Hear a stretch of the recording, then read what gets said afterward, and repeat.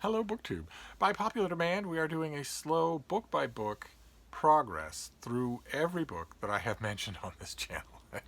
And if that hasn't driven you away in screams of horror, that's what we're doing. I am doing a throwback review of my TBRs, which were all the book hauls that I did, new and used, were my TBRs. They were basically an outline in large part of what I was reading, and I am now going back and looking at all of those because a number of you were telling me that one of the things that you miss that I don't do on this channel is evaluate everything I get. You get my hot takes, you get my impressions, sometimes you get my reactions, but not everything. So we're going to do a systematic walkthrough of all the books that I can think of, all the books that I can name, and we're going all the way back to March of 2016 to do this. So this is number 2 of what we're doing. So I'm going to go through. I lumped together a couple of videos with the books. We're going to go through them. I'll give you a thumbnail idea of my evaluation of what I thought of them, and then I will pick the bean of the batch. I'll pick the best one of this video. And the first one is the Norton Critical Othello, which is it was a used book that I got at the time, but doesn't matter. We're going to include all these books if we can. So Norton Critical Editions, I'm sure you already know, are a paperback reprint of a canonical classic in the first half, and then the back half is critical reception.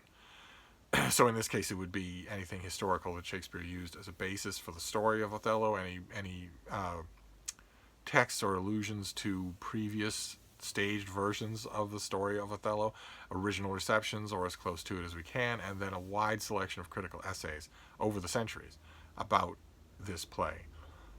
And I love Norton Critical Editions, and I will take them for anything, but they are particularly enjoyable for Shakespeare, who has been exciting critical response for a long time, and a lot of it really good. Then the next one is a big hardcover comic book collection, Avengers Omnibus Volume 2. Great big thing, full color with a new Alex Ross cover. Then, and of course, I loved it. I mean, this is...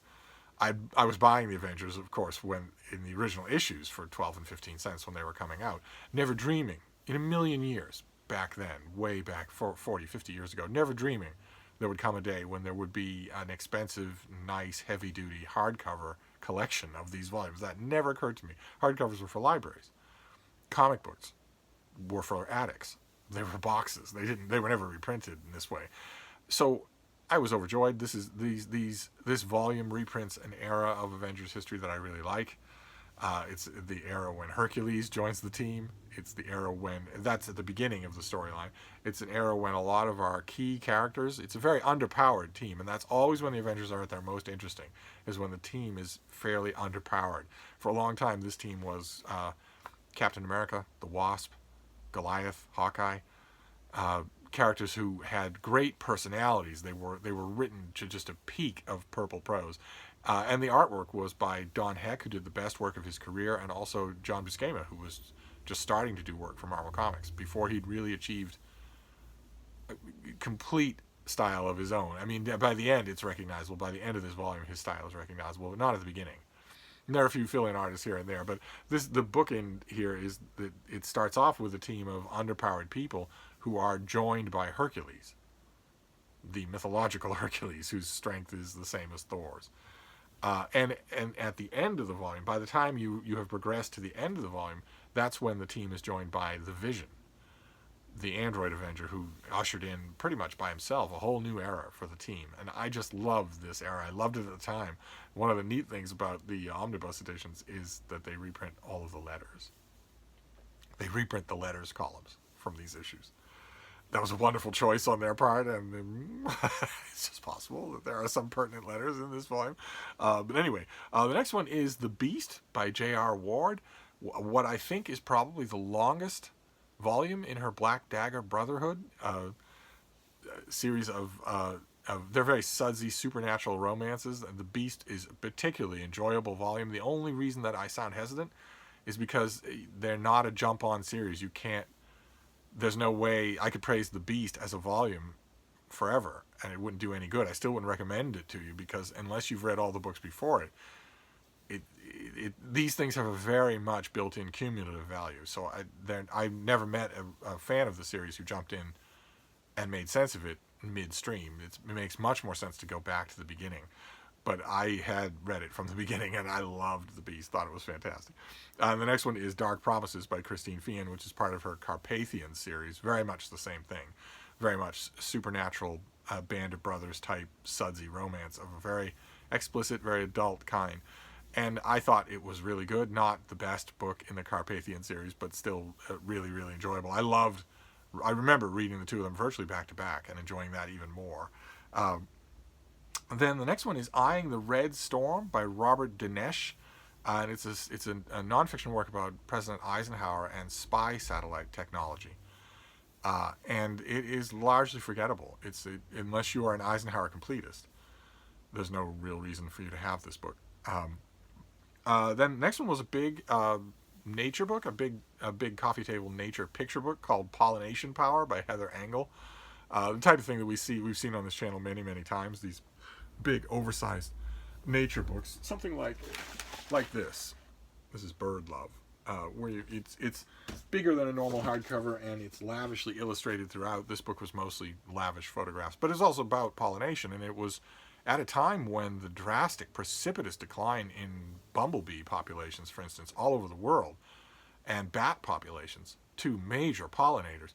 This book was done at a time when that story had yet to break in its widest form. Now, you couldn't write a book like that without talking first, foremost, and all throughout about that catastrophe, because pollination as a practice, pollination as a phenomenon in the natural world is now severely endangered.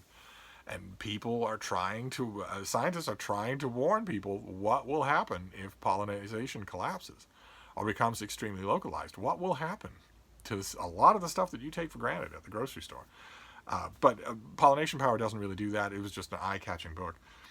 Then You Are Having a Good Time by Amie Barrodale, which is, unfortunately, it's a novel, and it's once again forgettable. So I promise I'm not going to say that about every novel. Some of them make very strong impressions, but not this one.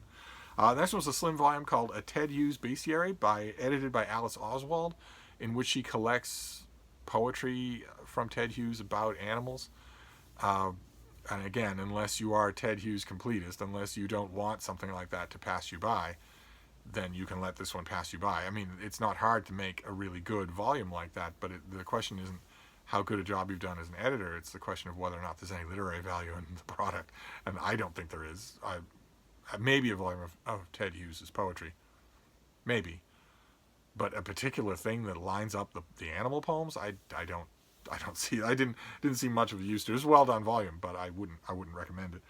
Then a small press book by Bill Schelly called and about Otto Binder, the old style comic book hack writer who was responsible for, among many, many other ideas, My Beloved Legion of Superheroes. He's the one who invented them.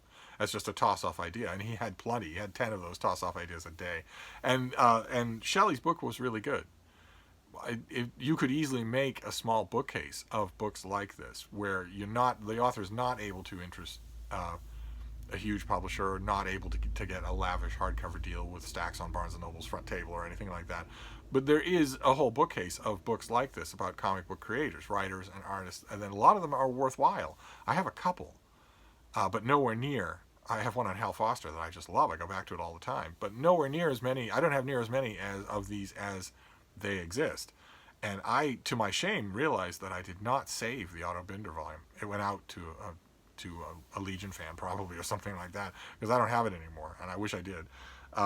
And then the last one is Unto the Breach by F.A. Schneider, which was an indie published book, a self-published book about John Paul Jones, a historical novel about John Paul Jones that wasn't bad.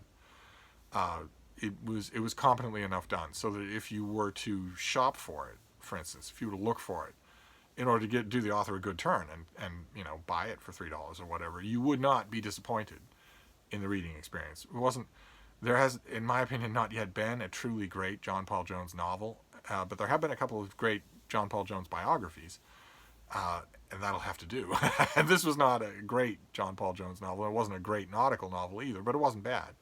I didn't hate it at all. And that was it. That is our TBR TBR number 2. And all that's left is the bean of the batch, and the bean of the batch is this thing. Absolutely. It is the Avengers Omnibus Volume 2. If you're a comic book fan, man, oh man. not only that beautiful cover, but look at that cover. That is Alex Ross drawing all the characters who appear in these issues, or most of them anyway. But here you get the full color reprints of just everything, and you get to watch the progression. It's just a wonderful